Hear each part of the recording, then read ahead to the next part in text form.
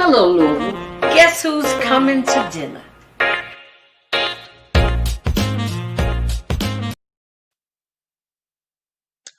Hello, Louisville. Welcome to Guess Who's Coming to Dinner. And tonight we have some young, vibrant, they are now officially authors. They've created a book entitled United by the Alphabet. And I'd like for you to meet more graduates, Miss Olivia Benford. Hi, Miss Olivia. Hi, how are you, Janice? I'm wonderful. I still say, girl, you know you have to call me Miss Janice. You can't call me just Janice. Oh, And we have Mr. Jaedyn Embry. Hello, Jaedyn. How are you? I'm good. How are you? I'm wonderful. I'm wonderful. I'm so excited about having you all on this evening because I saw the article in the Courier Journal about the book. And when I saw it, I said, they need to be on my show, because I need it from a youthful perspective about what's going on in our city. The show is a conversation about racism and trying to find some solutions. And I don't know if in the course of you all writing the book, if you all thought of different things that, different solutions that could help the violence, the bullying, um, how we're treated, about how they deal with your hair, honey child. You know what I'm saying? So I want to start off by telling us, Jaedyn, maybe tell us how this all came about, how the book came about, and it's a group, right, that was put together at school. Yes, ma'am. So originally, from the beginning, there's this competition called the Aspen Challenge, and it happens every year. It was hosted in Louisville, and last year, our group that me and Olivia was a part of got the opportunity to compete in that.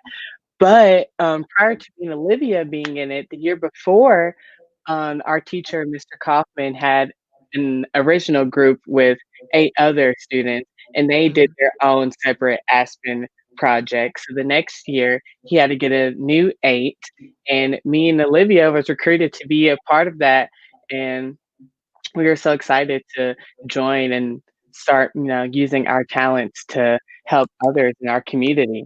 Mhm. I Mr. like that look Kaufman better. really Mr. Kaufman really got us into this. Okay. So the name of the project is what? Justice Now?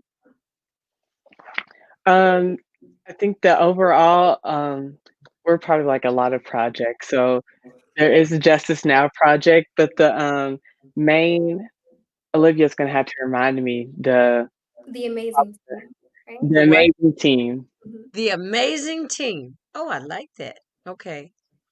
So now we're Miss Olivia, we're talking about um what made you want to be a part of this group, or were you chosen by your teacher? Actually, like before joining this group, I was just Mr. Kaufman's English student. And after reading most of our papers, like most of his students' papers, he kind of took us on and wanted us to be a part of this team and was like, hey, this is something that I think you would thrive in, and I want you to be a part of it. You would be alongside other people, Mhm.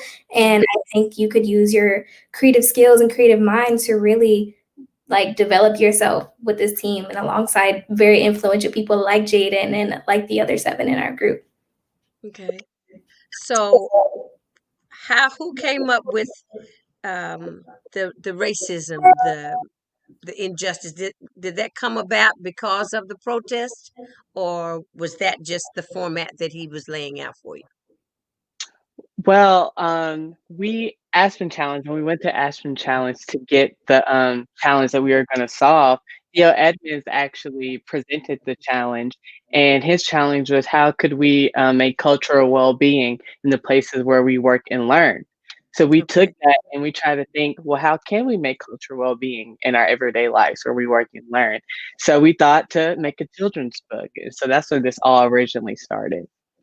Okay, so this started out to be, it's a children's book. So what's the age group of the reader?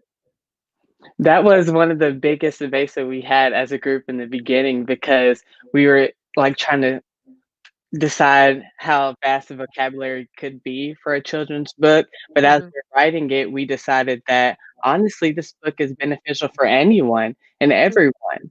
So Okay. we don't really like to put an age group on our book. Oh, well, excuse me. Okay, Miss Olivia. So we're going to cover um, A to N today. Okay, with the book. But before I get there, now you're both Olivia. You're a graduate now, right? Yes, ma'am. So are you going on to college? Yes, ma'am. I will be going to U of L next fall. Oh, you're going to be a card. Yes. And you, Embry, I mean Jaedyn. Yes, ma'am. I attend Western Kentucky University right now. Oh, so you're a hilltopper. Yes, ma'am. Go. That's okay. That's okay. As long as you're still in the state, that's okay. Okay, Miss Olivia, why don't you start us out with maybe take us from A to F, and then Jaedyn will pick up from there. Okay. And why don't you show the book? Oh, They both have the book. Yay! United by the alphabet. Aren't you all proud of that? very That you proud. were a Very part proud. of it? Oh, amazing. Yes, darling. It's amazing. Okay. All right, Miss Olivia. Okay. So the first. I'm gonna zoom in on you. Okay. I guess. Guess I'm gonna zoom in on you. Not me, Janice. Them. Okay. Well.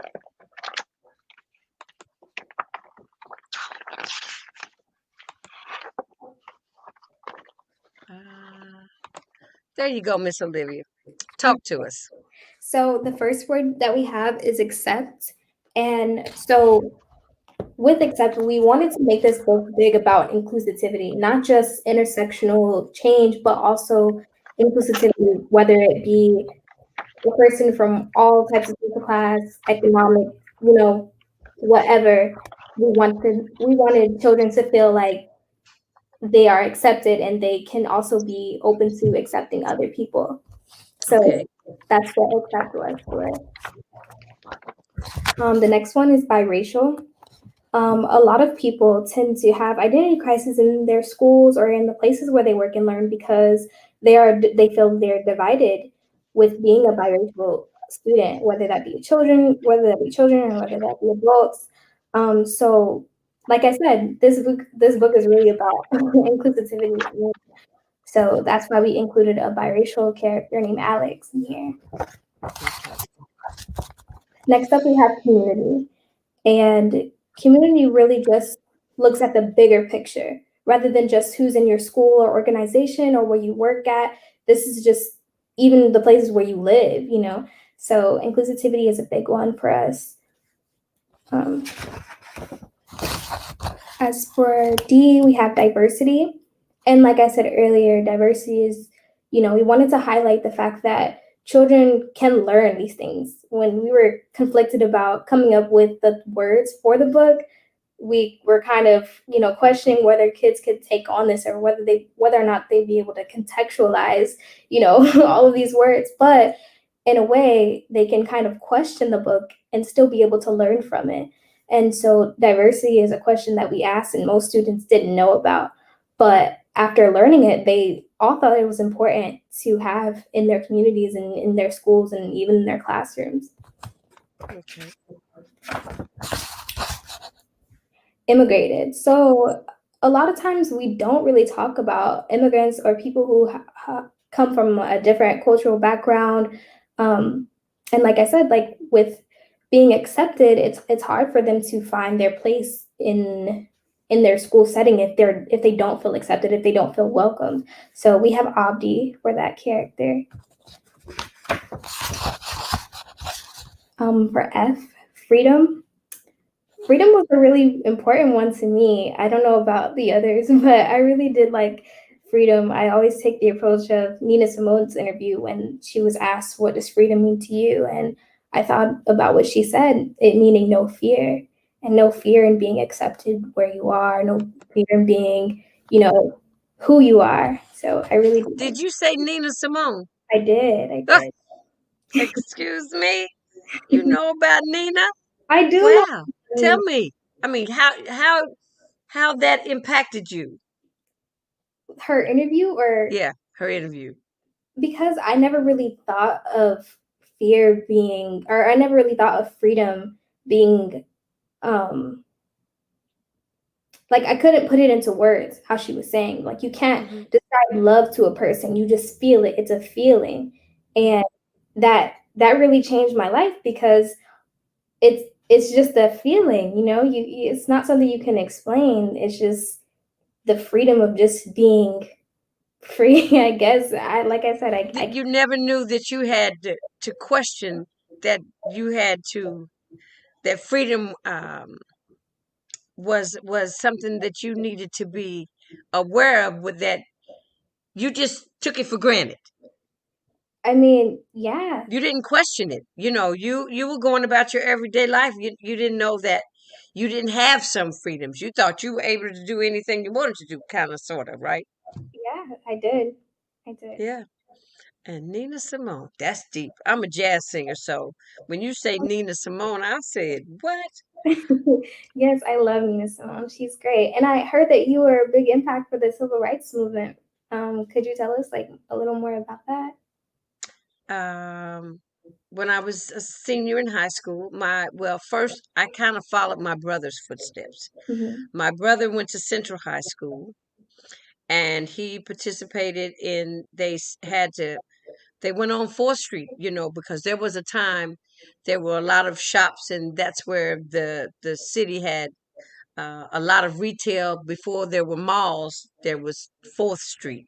Hmm. And there was a almost like a drugstore soda fountain kind of place called Woolworths. And so the students from Central High School went and sat at the lunch counter to be served lunch, and they wouldn't wait on them because they didn't want us to come into the establishments and eat. We couldn't go in a store and try on clothes. If you can imagine that. Now that, you all go in the store and you see something you like, you just go in the dressing room. You take it for granted. But there was a point in time that we could not do that, Right. or you had to, I don't even know if they would let us buy something and bring it back. You know how we bring things back now? Oh, I don't think so. Let alone even come into the store to shop. They didn't want us in the store to shop. So we were limited. That's why we had our own neighborhood. I was born in Beecher Terrace. And when I was born in Beecher Terrace, everybody, when they talk about projects, well, Beecher Terrace was Beecher Terrace, Shepherd Square. Um, these were the first, more or less, projects, as they would say. But they were middle class living. You know what I'm saying? That's where everybody had indoor plumbing. Because when I was born, some places did not have indoor plumbing. So when they built Beecher Terrace, that's one of the places that people migrated to because it gave them another way to live. We weren't out in the country anymore. I'm not talking about Newburgh, but Newburgh was the country at that point in time. Well, it was actually called Butchel. Anyway, after school, I'd go home, I'd do my homework, I'd catch a bus, I'd go to Quinn Chapel, the church that's on 9th and Chestnut, right down from the Y on 10th Street. And that's where we'd have our meetings, and they'd tell us we were going to go march. We were marching for open housing, and we went out to Iroquois, out by Iroquois High School. And I remember, we got locked up. We would sit down whenever the police would come. We'd sit down. We wouldn't say anything. We'd sing our songs. Ain't gonna let nobody turn me round. Turn me round, turn me round. Look, I could sing all marching songs. And I would tell my mother, if I'm not home by 10 o'clock, come and get me. I'll be at Children's Center. So, and the other part to that is that my mother knew I was so invested uh, in the protest and in the civil rights movement that when Dr. King died, my mother took me to his funeral, to Atlanta, to his funeral. And we stayed in the only, if you can imagine, Atlanta having only one black owned hotel. It had one black owned hotel. All the black movie stars were there. I sat in the lobby and I would say, "Hi, Mr. Potier. Hi, Mr. Belafonte." I was just in awe because I was there. I didn't see a lot of other children in that hotel. And also, to cut my story short, because this is about y'all, not me. You tried to flip the script on me, didn't she? She did that. Um, Downstairs in the cellar of this hotel, which was called Pascal's, was the name of the hotel. They had a jazz club, and it was the first time my mother took me to this jazz club. I had on white gloves and a cute little dress, and I went to see a group called the Modern Jazz Quartet. Now we call them MJQ. And so I was exposed. You know what I'm saying? I was there. My mother allowed me to participate. You know what I'm saying? Some parents were probably hesitant. But back to you. Jaedyn, what did she do? She flipped the script on me or what?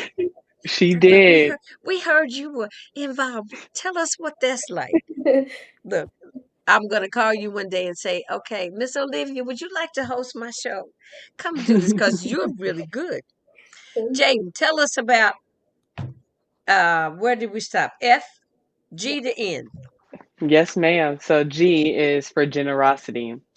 Oh. And like Olivia was saying, we're big on intersectionality and inclusion. And a part of that is just being generous to others and those you don't know. So you need to be, you never know anyone's situation. So just Mm-hmm. showing acts of kindness and generosity can make a person's day. Mm-hmm. So the next letter is H, and we have two words for that. It's hijab and home.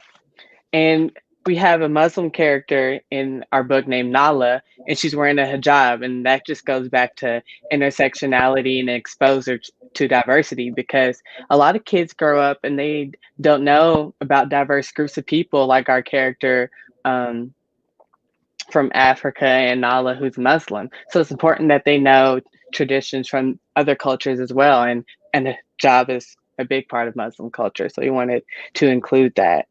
And the word home goes into the question of how do you make other people feel at home, which ties back to being kind and generous. So the next letter is I, and that word is inspired because we want kids to finish this book inspired to go out and seek diversity and be kind to others in their community. And J, which is justice, which also ties back to the whole theme of racism and the injustices that we live through as people of color throughout our day, and how we can seek justice for other people of color in our communities. And the next letter is K, and that word is knowledge.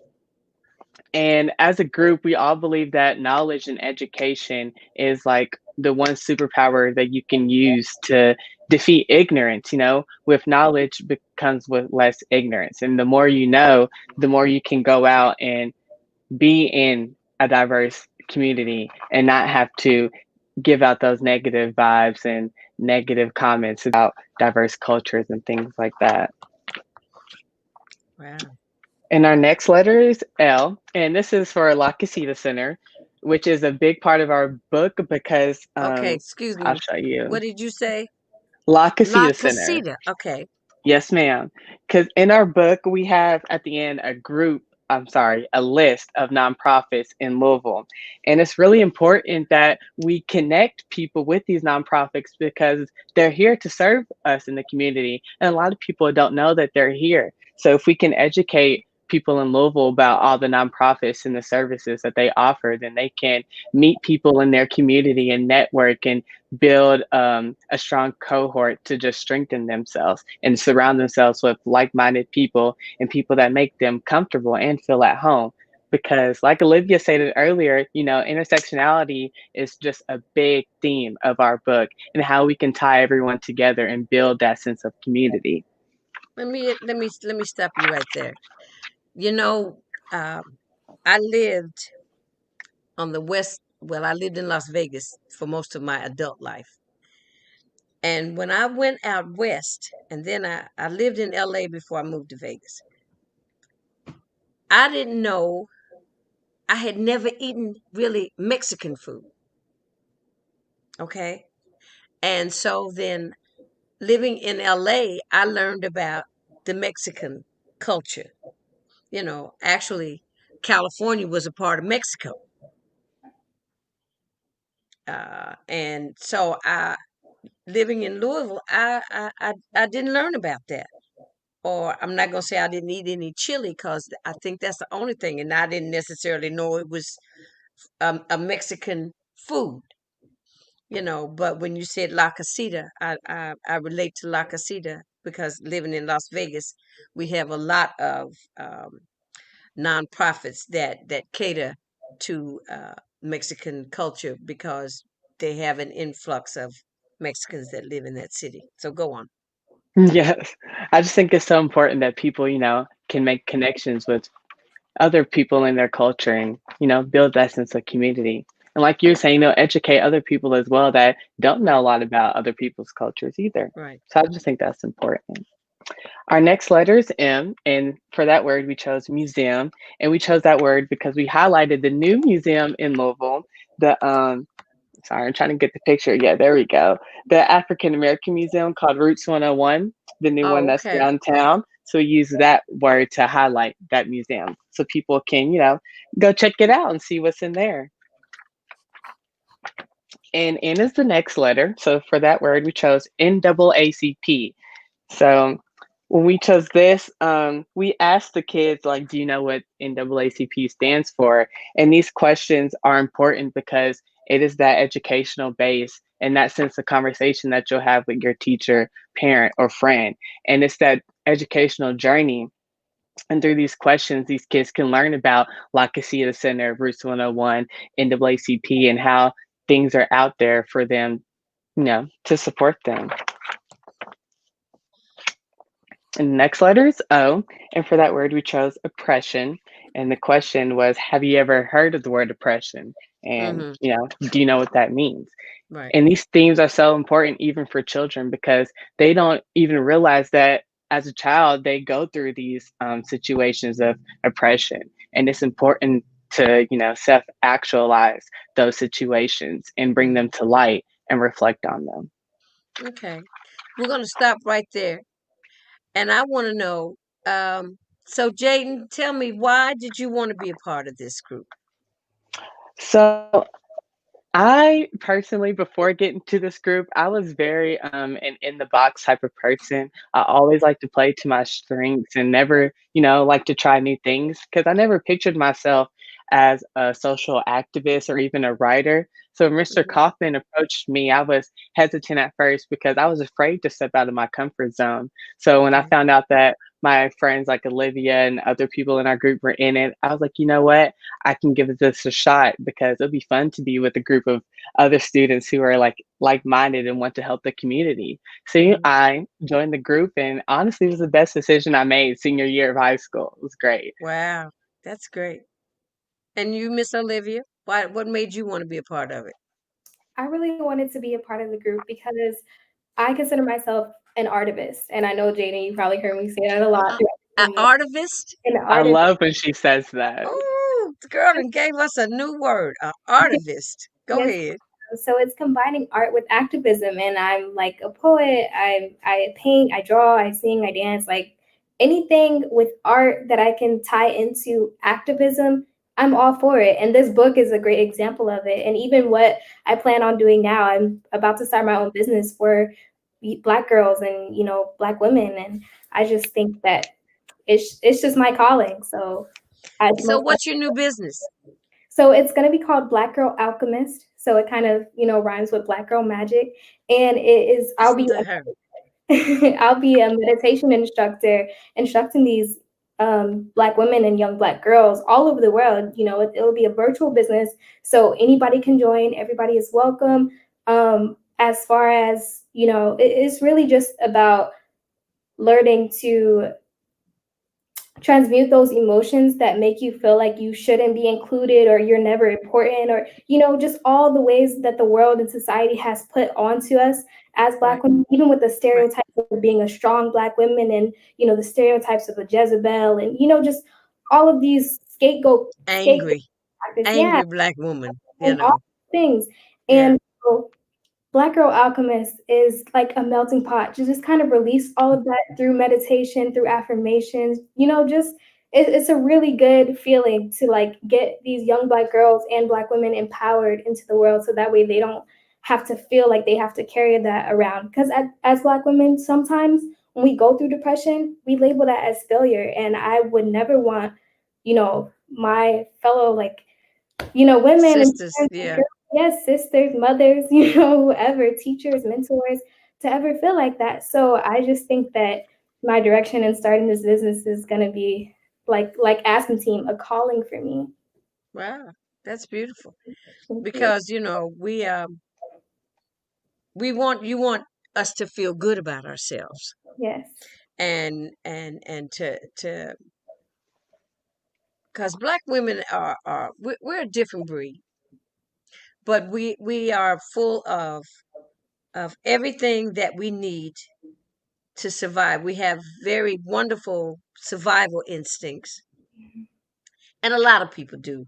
But there's something about an African American woman, because knowing that what we came from, Right. what we come from. Um, my mother was is my role model. She's no longer with us, but my mother uh, lost her mother when she was 8, so she grew up without a mother. Now her sisters and brothers raised her, so we talking about Mississippi, okay? So my and she moved to Louisville from Mississippi when she was 14, because her older siblings, she was the youngest girl. Her older siblings were already moving from the South, moving, I guess, heading north. I don't know why they got stuck in Kentucky, but anyway, they came here. Um, and she went to Lincoln Institute. So this was a black boarding school.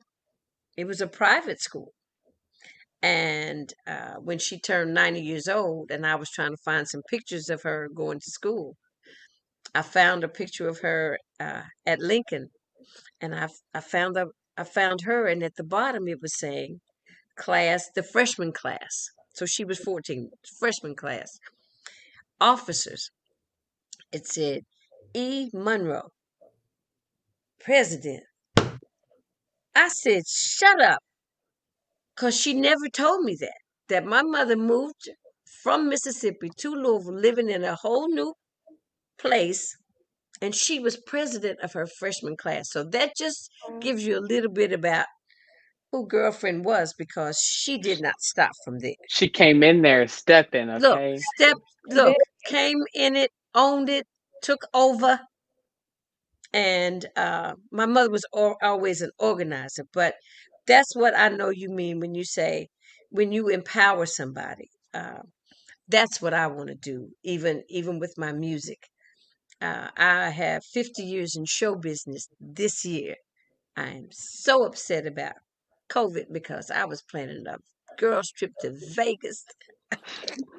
You Yes, just have ma'am. what? Yes, I'm still going to do this, yeah. but um, being here and starting my career here in Louisville, I want to share what I know with other youth, because we have a lot of talent in the city. And I think that if I share some of what I know about getting into how to get into the business, I can teach artist development. You know what I'm saying? I've lived 5 years in Paris, France. I've lived in New York City. I've lived in Las Vegas. So I've got some experiences that I want to share, and that I can also teach you about how to do certain things a certain way to move you in the direction to do. I'm an arts person, just like you, Miss Olivia. And so I'm excited about still being able to do that. But right now, I saw this opportunity for this show because we need to find some solutions so they can stop killing our black young men and our young black women. We've got to find those solutions. You all have got to help us find those solutions. And you've already started by breaking it down for our youth, because the book would be directed, I won't say an age group, but would be directed to youth, don't you think? Yes, ma'am. 100%. Yes, What do ma'am. you want them to get from the book, Jaedyn? What do you want youth to get from the book? What I want you to get from the book is just diversity in its purest form. Hearing it directly, like in an educated way and like accurate at that, instead from like how society likes to depict it in the media, like how you'll see people of color shown negatively on TV and stuff Mm-hmm. like that. I want them to see diversity in its highest light, in its truest form, in its most beautiful form at that, Mm-hmm. through education. It's important to learn and appreciate diversity, not to just, see it somewhere and brush it off. It's important to learn and appreciate it. Right. So, Miss Olivia, do you think us having conversations about racism is where we need to be? Are we going in the right direction to you? It is, yeah, it most certainly is because even when you were describing like the name of the show to us, Guess Is Coming to Dinner, and even just the reflection in the background of the movie itself, whenever you were mentioning the woman in the movie doesn't see color, things like that, or I don't Right. see color, or I don't care if you're black, white, purple, green, all those things. Even though some people are not those colors, we would still have to be able to see them for who they are, for them to feel included, for them to feel empowered, for them to feel like they have a sense of belonging here in this world. And Right. so these conversations are definitely a step in the right direction because not only are we just educating, but we're uplifting and we're making people known about how they can do more for their community, how they can do more for others. And so this children's book, I say this all the time, and it's United by the Alphabet serves as both a mirror and a mirror in which children can see themselves and reflect on their own lives, and a window in which they can see other people's and reflect on their lives as well. So this conversations like these, books like these, people like you, people like Jaedyn, and all of the rest of our team, we're doing it. We are out here Yeah. just Yeah, like you're doing it. just like your mom. We are out here just stepping. So See, Hmm. if you're gonna talk the talk, you gotta walk the walk. that's right. That's right. We Well, tried. I just want to say what you want to say, Jaden. I was just gonna feed off of Olivia, how she was saying how it's a mirror and a window, because the people in our group, to the viewers, if you don't get to see everyone, but our group is just diverse as well, and we try so hard to give the youth what we didn't get growing up, and how Right. we had to receive diversity in such a harsh, like, we had to get into the world not knowing anything really, and we're just trying to prepare the youth unlike how we were unlike how we were prepared, and we want to show them, like how I said earlier, the true light and form of diversity, because there's characters in here that people in our group resonate with, and they wish that they had characters like that when they were children, like Nyla Right. and Abdi. Right. So let me ask you a question. Did your parents sit down and have the conversation with you My the conversation about the about? police, 100%. Yes. Okay. And so how did you feel when they had to have that conversation with you? I was watching something the other day. I believe it was the 13th documentary, and you know, someone said, like, as a black person, you have two conversations with your children, one about the birds and the bees, and the Right. other one about the police. And Right. it's just so crazy how a lot of people that aren't of color don't have to have that conversation. And Right. when you're like 8 and you start playing outside and your mom's like, we have to come in at a certain time, and you're like, why? And you get the conversation about the police, you're just like, well, why would they want to hurt me? They're not here to do that. So the child is just weird to take in. And it's like, it's just so weird to look at people you're supposed to look at for protection and look at them like, wow, you're not here to protect me. Just so Right. crazy. Right. Right. Olivia, were you exposed to that kind of conversation, or Most you definitely. ever experienced any racism? I did.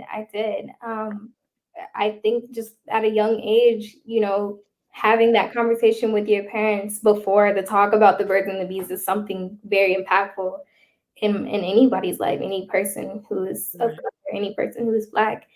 And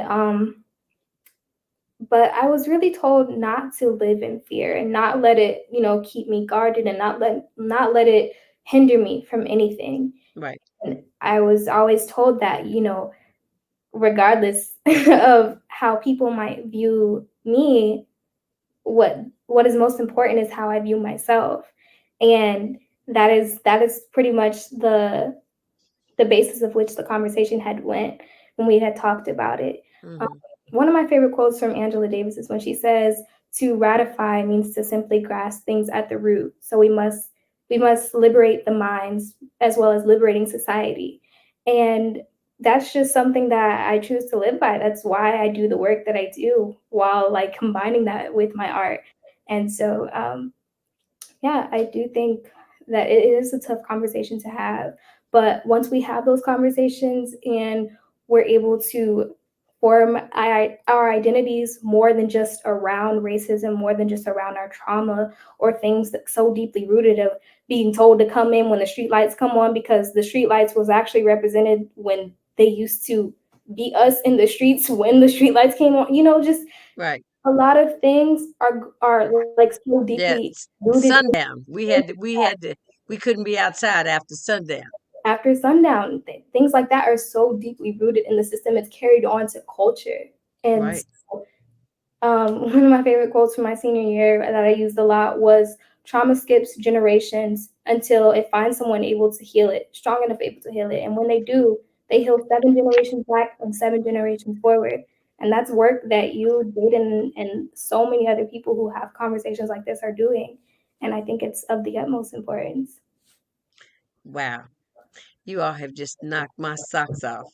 I'm here to tell you, I'm very um, honored to have met the two of you. I knew it was going to be something. I knew the conversation was going to be all that. And just to hear you be able to articulate your feelings, a lot of times it's like you can't, um, everybody doesn't have the same tools to work with. Right. And this book will give them some more tools to work with.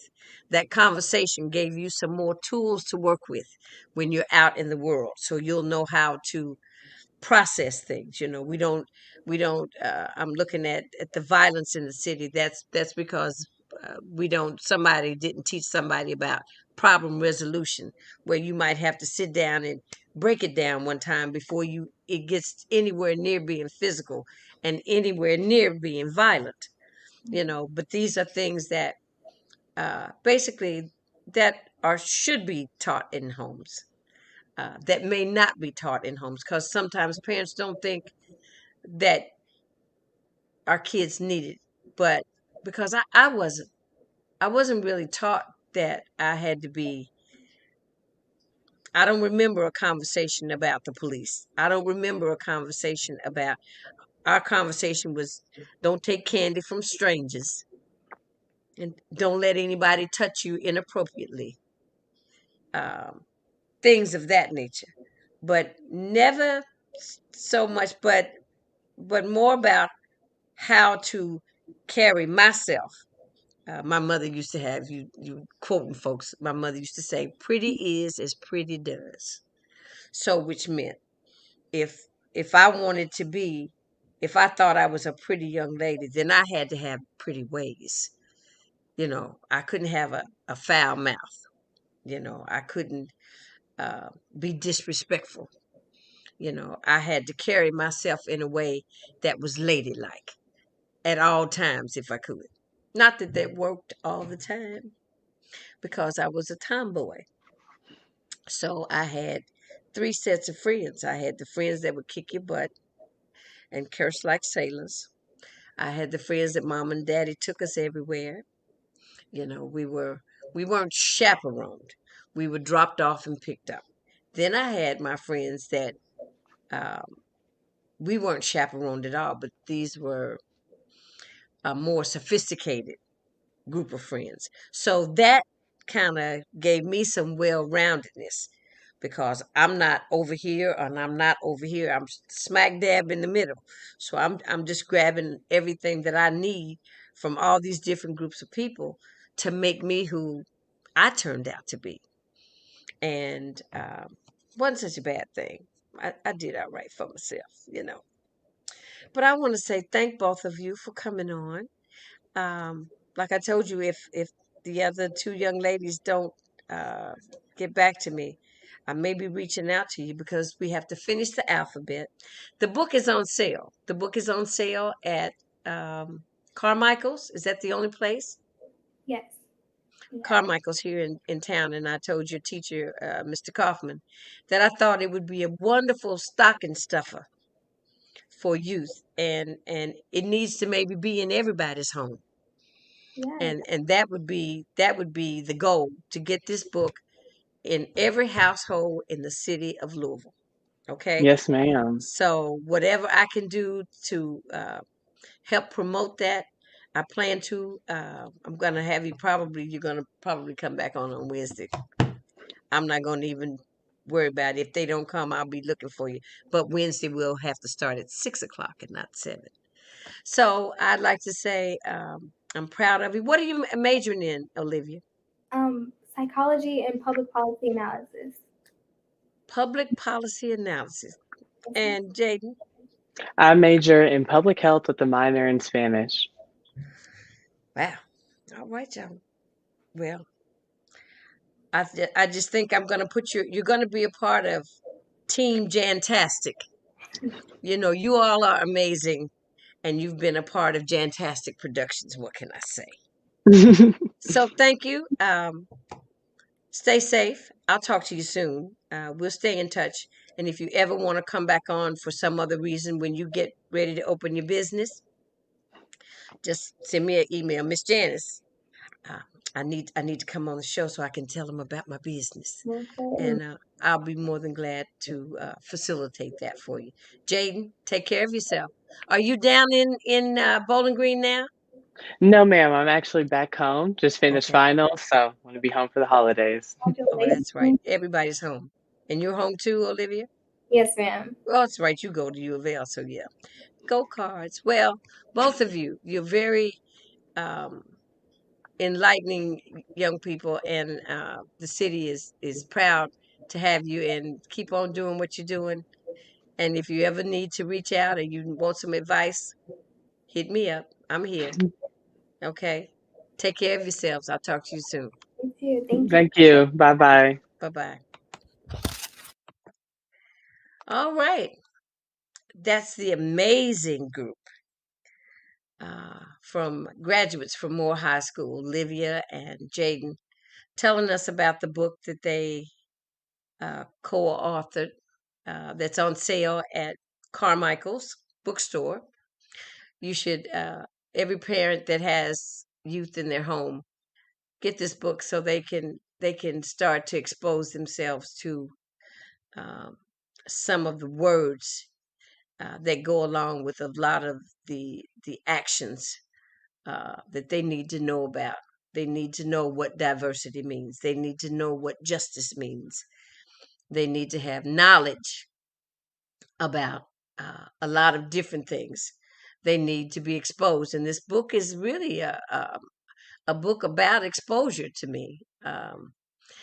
About They said they had a biracial student in the book, to see about other cultures, people from other countries.